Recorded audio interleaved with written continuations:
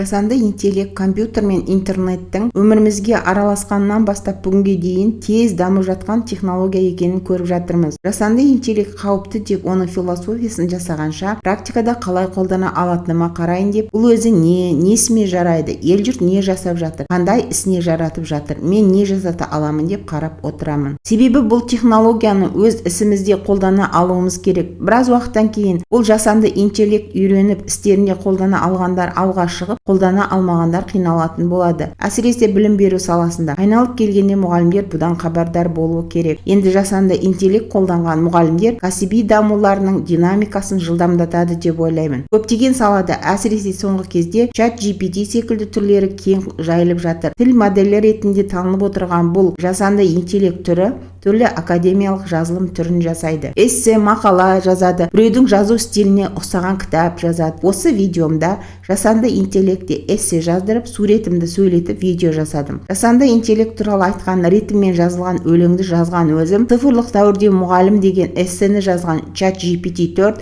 видеоны жасаған DID.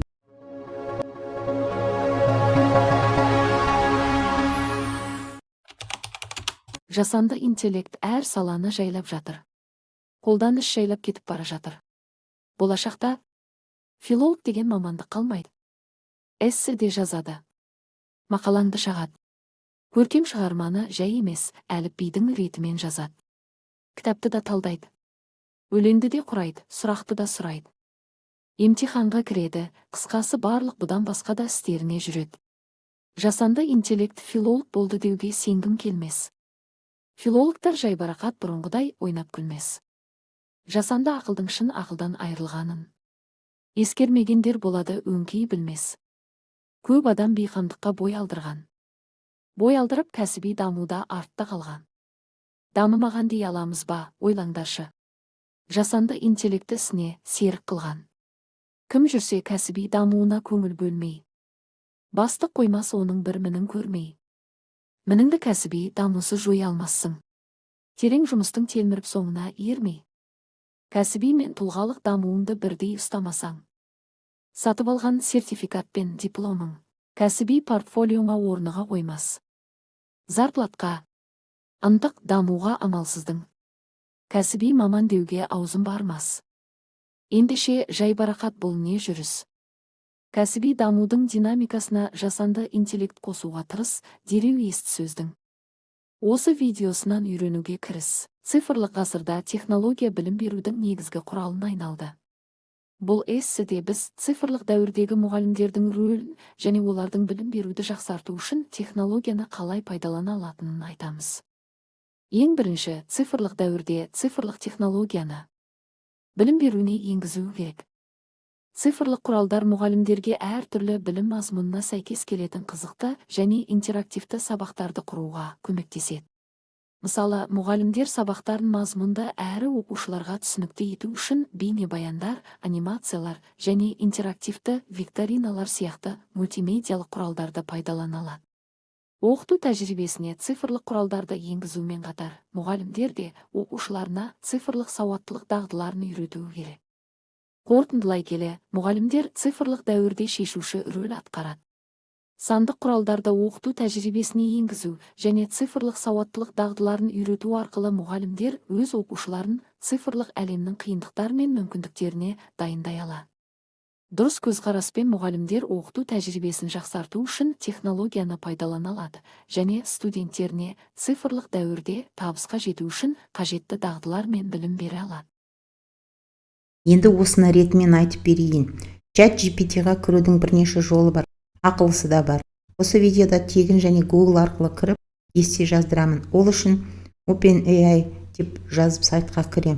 Аккаунт жаса деген бет шығады.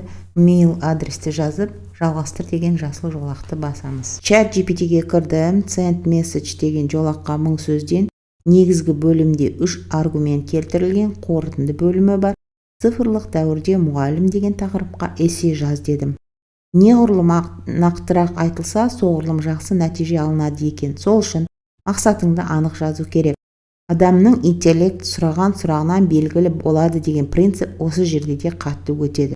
Өйткені не сұрағаныңды нақты түсіндіре алсаң, нақты жауап аласың. Екінші жолы жаңағы 1000 сөзден тұратын эссемді қысқартып 250 сөзден тұратын және 2 аргумент келтір деп жаздым. Осы эссені видеомда айтып тұрмын. Бұл ағылшынша варианты болған, қазақшада жаздырдым. Көп сұхбат жасадым, әртүрлі сұрақтар сұрадым.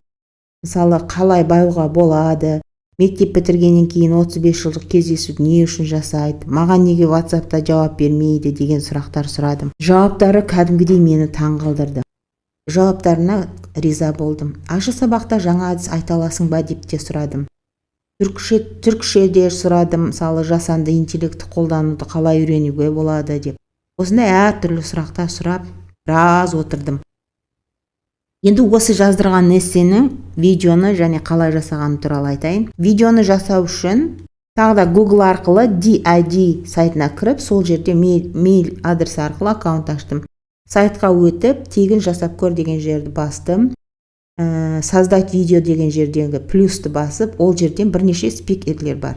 Сол жерден сол жердегі спикерлерді қолдансаңыз болады, немесе мен өзім есіктің алдына түскен бір суретімді алдым. Плюс арқылы компьютерімнен скачать етіп алған сол суретті сол жерге қойдым. Скрипт мәтін деп тұрған жерге бағанағы 250 сөздік цифрлық дәуірдегі мұғалім деген эссемнің мәтінін жаздым. Копировать етіп жаздым. Тілдер деген жерден қазақ тілін таңдадым. Ол әйел дауысы болған екен, Айгүлді таңдадым.